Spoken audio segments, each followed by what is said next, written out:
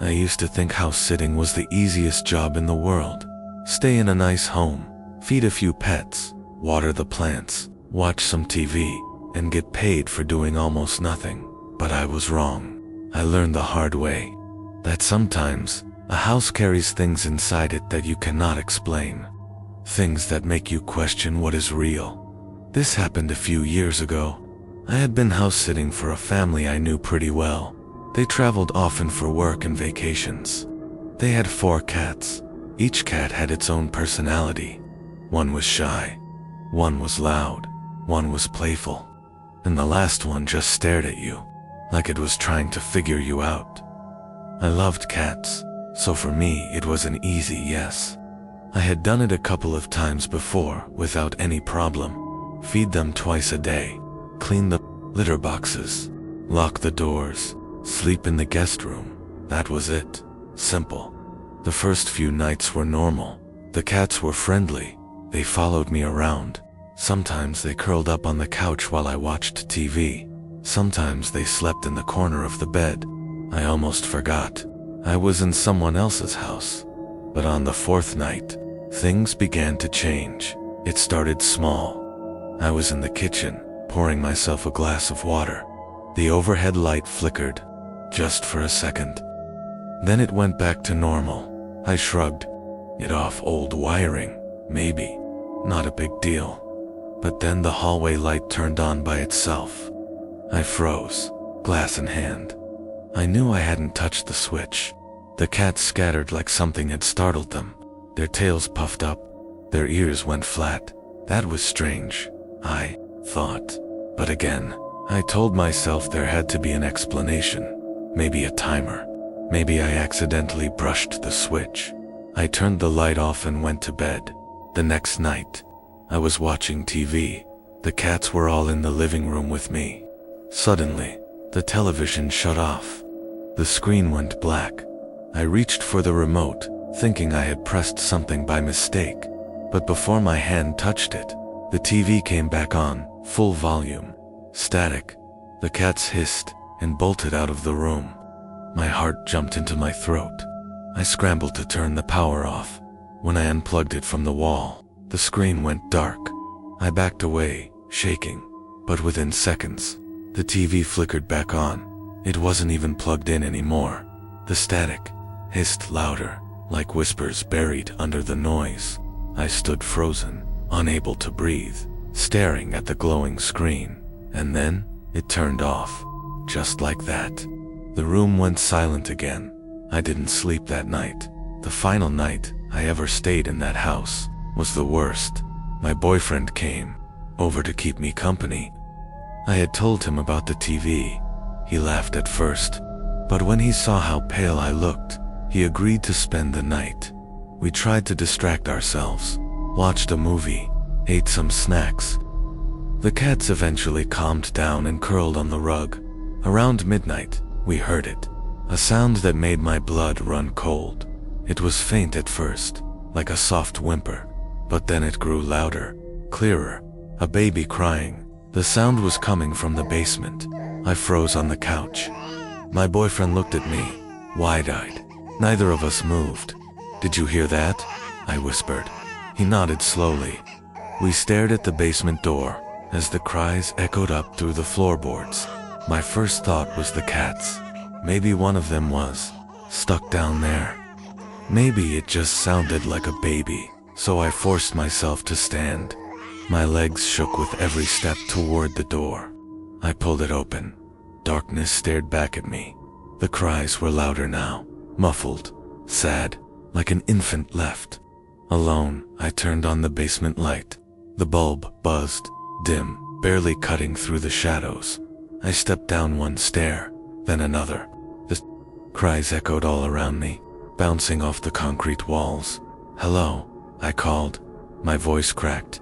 "Is someone down here?" No answer. Just that awful wail. I reached the bottom of the stairs, looked around. Empty. The washer and dryer set. In the corner, boxes stacked against the wall. Nothing moved. And then, the crying stopped. Silence. Heavy. Pressing dot. I searched every corner, every shadow. but there was nothing. No cats, no baby, no explanation. I hurried back upstairs, heart pounding. When I stepped into the living room, my boyfriend's face was pale with fear. He pointed to the rug. All 4 cats were sitting there, watching me. All 4, together. Upstairs, none of them had been in the basement. I felt sick, like the air had been knocked out of me. If the cats were here, then what had I heard? I looked at my boyfriend. He shook his head.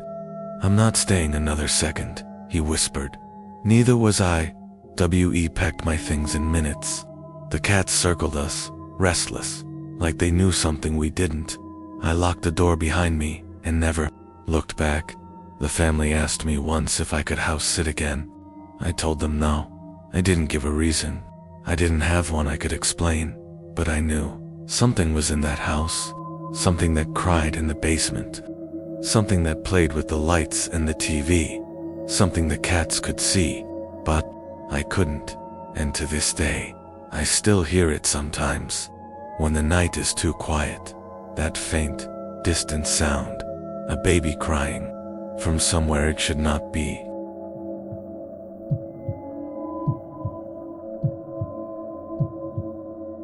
I've done plenty of pet sitting jobs. Most of them were easy. Feed the dogs, walk them, keep them company. But one night, years ago, things went so wrong that I still can't talk about it without shaking. It started with 3 of us, Kelsey, Haley, and me. Sammy. We were all close friends. We thought it would be fun to spend the weekend together while looking after a golden retriever for a family that was out of town. The house was nice, big, quiet neighborhood, plenty of space for the dog to run around. We joked about it feeling like a sleepover party, movies, snacks, and a cute dog wagging his tail the whole time. At first it was fun. The dog loved us. We sat around in the living room, playing with him, talking, laughing. Nothing seemed strange. But then, the phone rang. It was the house's landline. We weren't expecting anyone to call. Nobody even uses landlines anymore. Kelsey answered, holding the cordless phone to her ear. We watched her expression change. At first, confusion, then discomfort. She mouthed to us, "It's a man." We leaned closer, listening to her side of the conversation. Sorry. Who did you say you were?" she asked. A pause. Then her face went pale. "He says he found the owner's wallet," she whispered to us, covering the receiver, "and he wants us to come outside and meet him." I felt a chill creep down my spine. Why would someone call at night about a wallet? And how did he even know to call? "This number." Kelsey tried to brush him off. "Thanks, but the owners aren't here right now. You should call them directly." The man's voice grew sharper. We could hear it faintly through the speaker. He kept insisting, "Come outside. I need to give it to you. Right now." Kelsey finally hung up. We all laughed nervously, trying to make it feel less creepy than it was. But within 5 minutes, the phone rang again. This time Haley answered. She tried to sound confident. "Hello?" Her smile faded instantly. The man again. Same voice, low, insistent. He said he was outside, that we needed to open the door, that it was important. Haley slammed the phone down. Her hands were shaking. We tried to call the owners. No answer.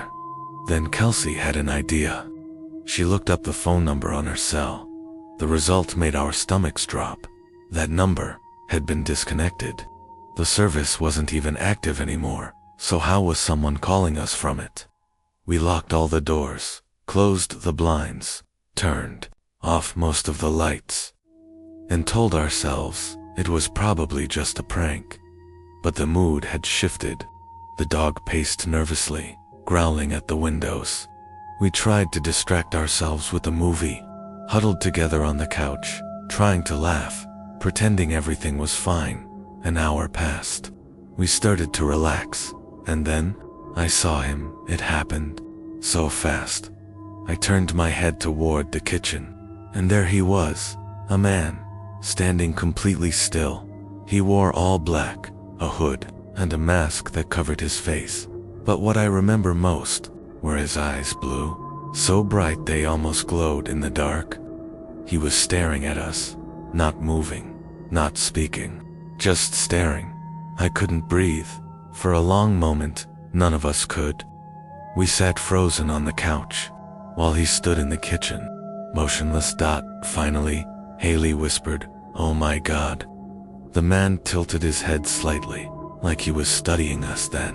Slowly, he turned and walked out the back door. Calm, deliberate. The door clicked, shut behind him. We screamed. We grabbed the dog and ran upstairs, locking ourselves in the master bedroom. Hands trembling, I dialed 911. The dispatcher kept us on the line. While we waited, every creak of the house felt like footsteps. Every shadow felt alive. When the police finally arrived, we rushed downstairs to meet them. The dog barked, finally finding his voice. The officers searched the house, room by room, closets, basement, backyard, and what they found made everything worse. The kitchen had been ransacked, cabinets open, food scattered, drawers pulled out, like someone had been living there, or looking for something. In the laundry room, a pile of clothes had been disturbed, not just moved, but shifted in a way that suggested someone had been hiding under them, and the back door was unlocked, but not forced open. The officers finally discovered the entry point, a small door built into the wall. For the dog, the man had crawled through. That explained why the golden retriever hadn't attacked, hadn't even barked, because he recognized the man. This wasn't a random intruder. This was someone the dog knew. The police questioned us for hours, but in the end, there was nothing else to do. The man was gone. No prints, no tracks, no sign of who he really was. We never house sat again after that. The three of us avoided the topic for years, because when we talked about it, we remembered his eyes, those bright, glowing blue eyes, cold, empty, unblinking, and to this day, we still don't know who he was, or why he came back to that house, or why the dog trusted him enough not to make a sound.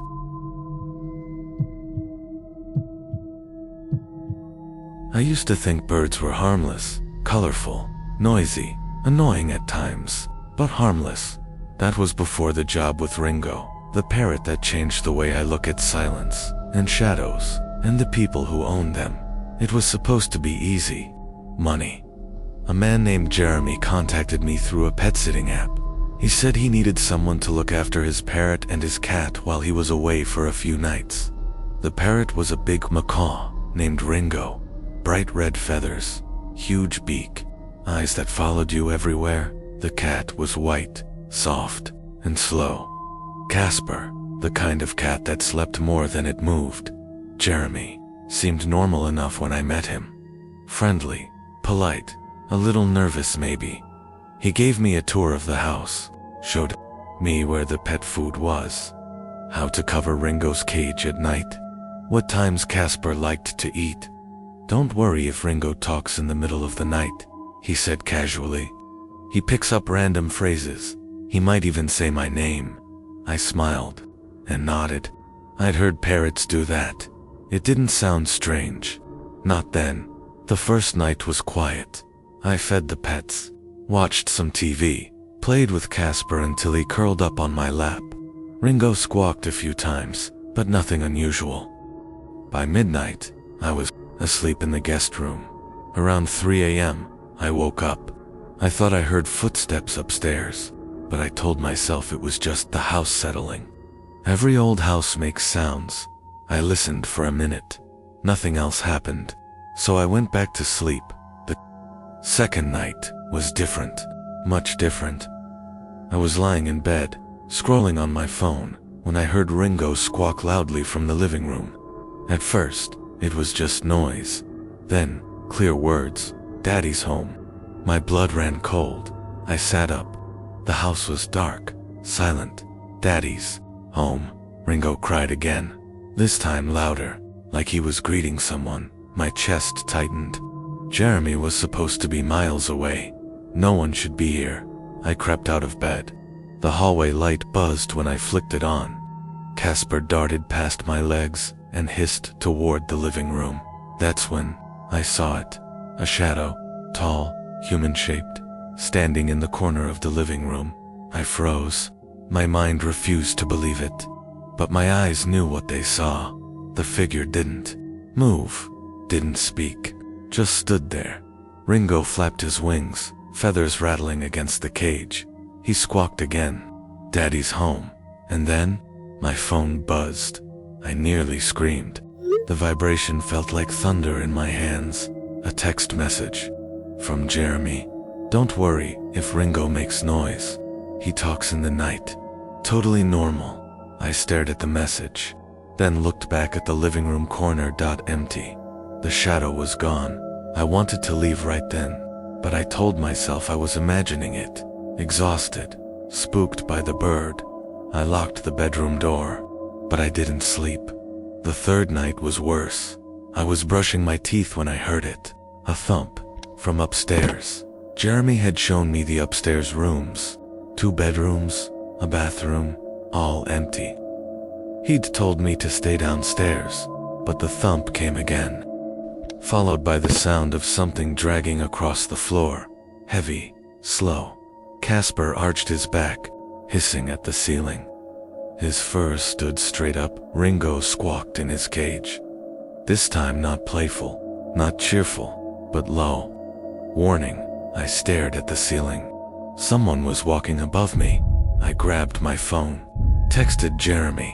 "Hey, are you sure no one is supposed to be here? I hear noises upstairs." He replied almost instantly, "Don't worry. Sometimes my brother comes by without telling me.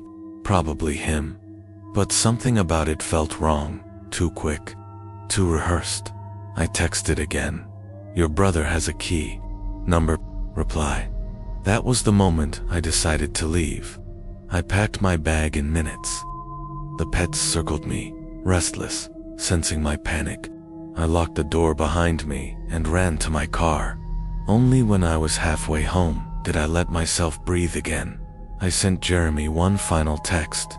I told him never to contact me again, that his brother excuse was a lie, that he knew someone was in that house.